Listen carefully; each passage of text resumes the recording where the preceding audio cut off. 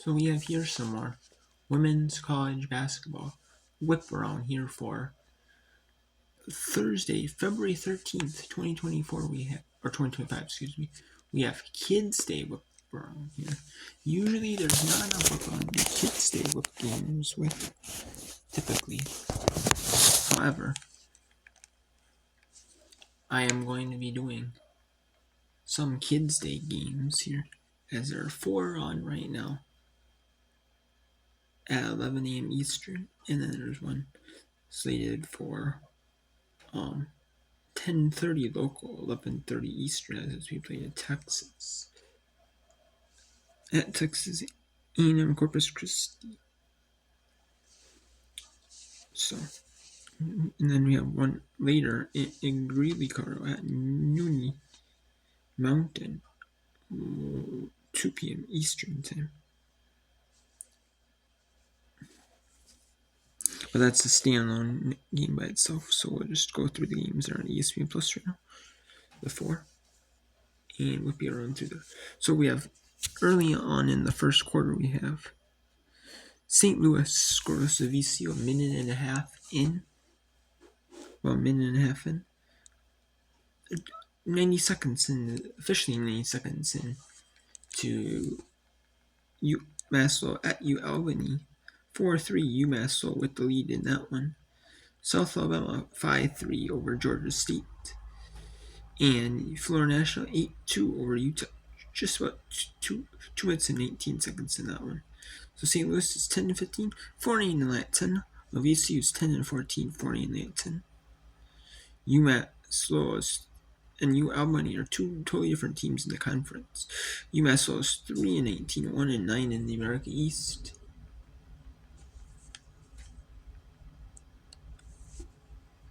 And then UAlbany is 19-5, 9-2 in the America East, so 2 totally different sides there.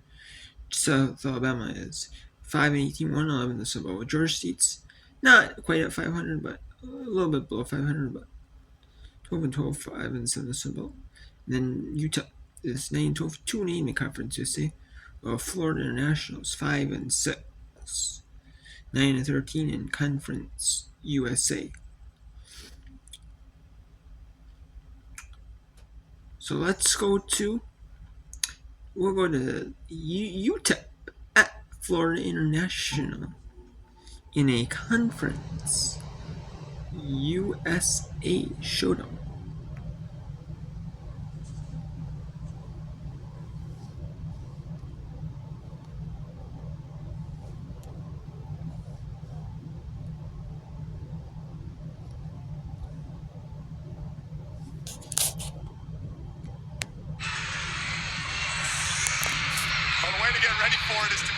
Hit all your shots, and for FIU, what a dream start from three-point land. Not a three-point heavy team, but they can make open shots. Aaliyah Davis, the rebound, and somehow got that to go. That was impressive. Just floating it up with the right arm while falling backwards and using the bank here at the bank. Inside, Ciara, the runner, counted and one. UTEP going with a bigger starting lineup to try to deal with FIU's presence inside. But these Panthers are still going to eat on the interior. It's where they do the bulk of their scoring. And Bean Sidiata had a great game against UTEP in the first matchup. One of her best games in an FIU uniform, going right at UTEP on the inside. And picking up the whistle as well. Just shy of 80%. Beans has done a phenomenal job from the line. Panthers, these last couple of years, have gotten off to a bit of a slow start in this game. Say, all right, it's 11 in the morning. You kind of have to settle in. Not today.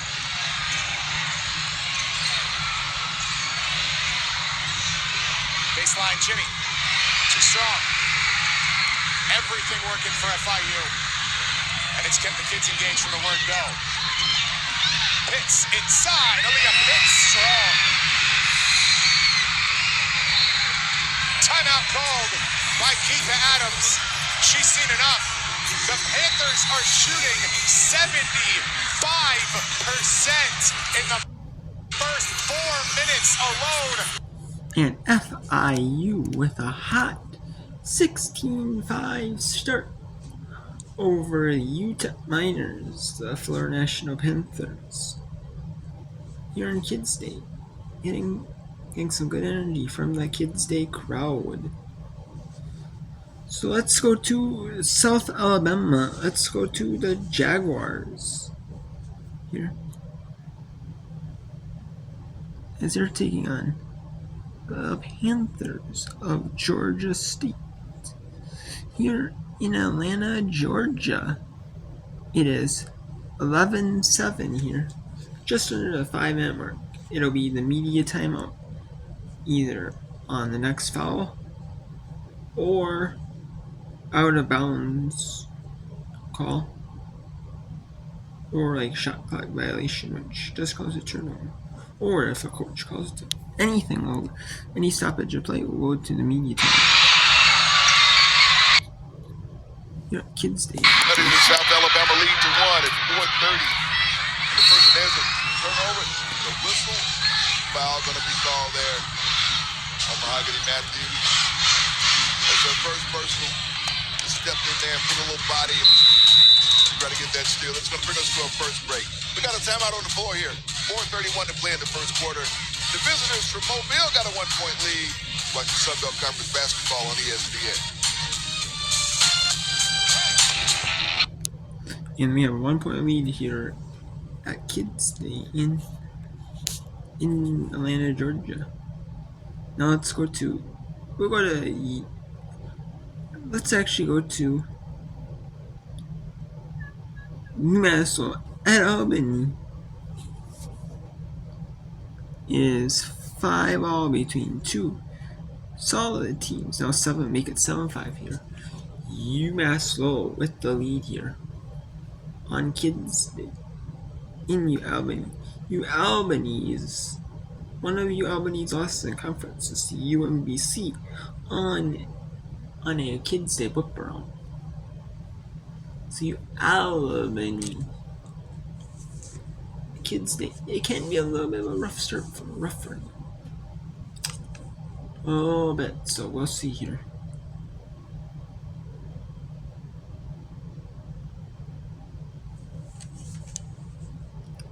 So we will see here, but I have a feeling that Albany can still keep it going.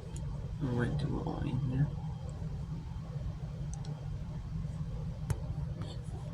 See, Kim Eric just step right in front of her there and slow down her progress. Second one by Hill's a little long, pulled down there by Sela Lisa Mulder. Lindsay, green light shooter, Denise King said, but she wished sometimes she would have a little bit better shot selection decisions. Working on that, just a sophomore, as you mentioned earlier. No shot selection. That wasn't a terrible shot. She had rebounders in. She had her team back. It's the times where it's 1-on-4 that maybe she's taking a mid-range jumper where Coach King would rather her take it to the rim and see if she can draw a foul. Mulder blows through the screen by Kayla Cooper and gets called for the foul. Now Lily Phillips checks in. She tried to check in before for Hill, but Hill was the free throw shooter, so she had to stay.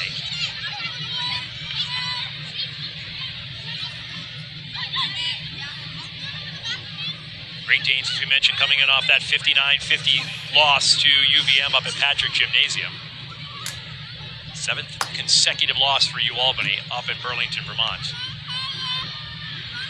22 points in the fourth quarter given up by UAlbany, well above what they like to give up. And that's actually, they've done that in both games against UVM, the one they won earlier this year and the one they lost, 22 in that fourth quarter. Second one on the way for Cooper is good. Great Danes' first lead at 8-7. Durant goes out. Maddie Rice checks back in. I'd like to see Maddie Rice get going in their offense. She's a guard naturally, but tends to defend a post player, plays the post in their offense. Inside look from Phillips to Moraes off the steal. Phillips playing that free safety role with 2 interceptions already. See it, you got 4 white jerseys up against 3 blue jerseys, leaving Falcao in the back to defend 2. forced a second straight turnover. Did the pressure from the University of Albany Great Danes. The length of the Great Danes is something to be spoken of because they're so long. If they don't get the pass wholeheartedly with both hands, they get a tip on it. Great Danes with a 10. And UMass Lowell, UMass Lowell, we'll call it a timeout there. So let's take a look here at some of the scores here on Kids Day here. So we have 2 media timeouts. Here we have VCU takes their first timeout. 3:27 the first, 15-10. 10-7 Albany over UMass Lowell. And 14-10 South Alabama or Georgia State. There is starting to be a little bit of some separation here in one Kids Day at Florida International, where it is 19-5. Florida National leads the Utah Miners.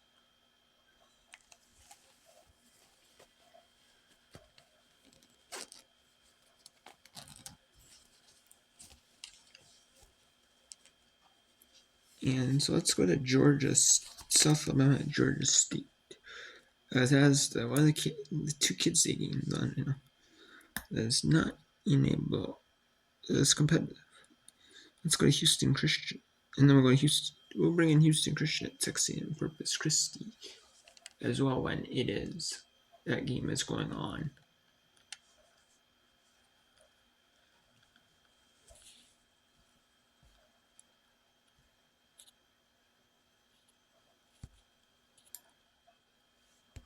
Leggett in traffic, kicks it back outside. Long cross-court pass. Walker on the dribble. Shot blocked by Tolliver.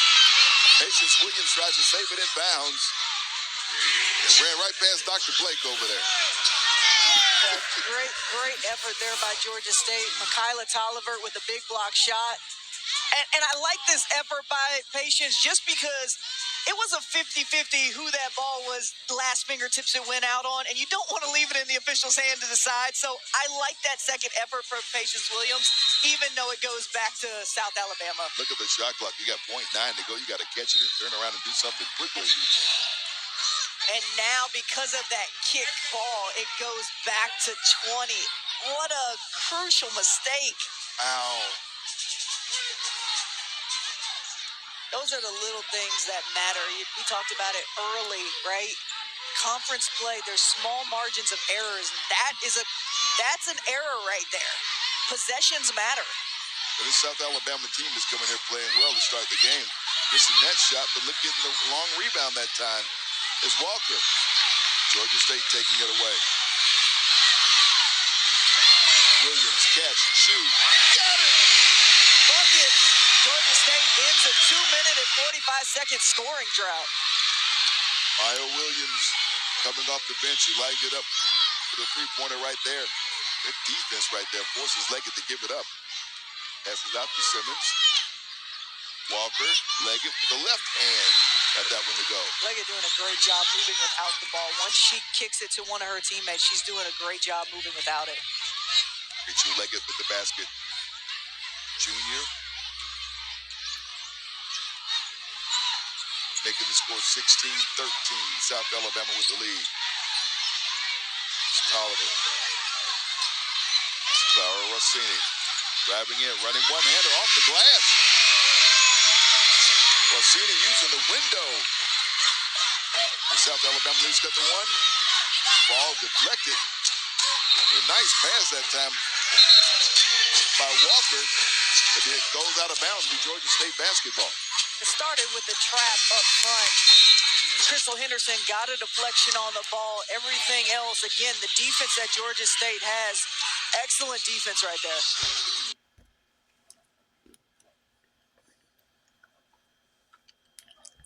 Now let's go to St. Louis University taking on the Virginia Commonwealth University team. This is 2 teams in the Atlantic 10 here. St. Louis, the Billikens, are 10-15, 4-8 in the Atlantic 10 well. VCU is 10-14, 20. Two solid two teams are kind of not at the bottom, but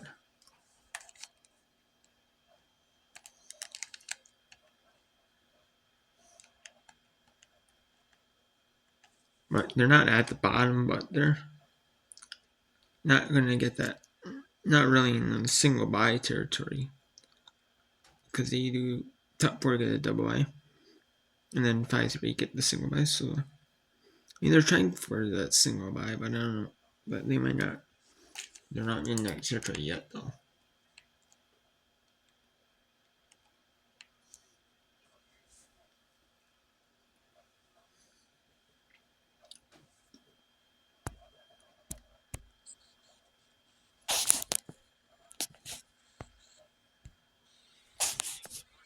Ryan Griffin might be the best free throw shooter on this team. It's right up there with Mariana Asare in terms of percentage, but the freshman starting to get some valuable minutes here at the D1 level. She has made her impact known already at the point guard position. She's 2 for 2 at the line here. She's had a couple open looks that just haven't fallen for her, but she's getting herself in open space and getting a look, and that was something that'll just develop over time, Joe. As freshman, you become a little better as a sophomore, better shooter as a junior. Next thing you know, as a senior, you can be lights out from that 15-foot J that you find yourself open with.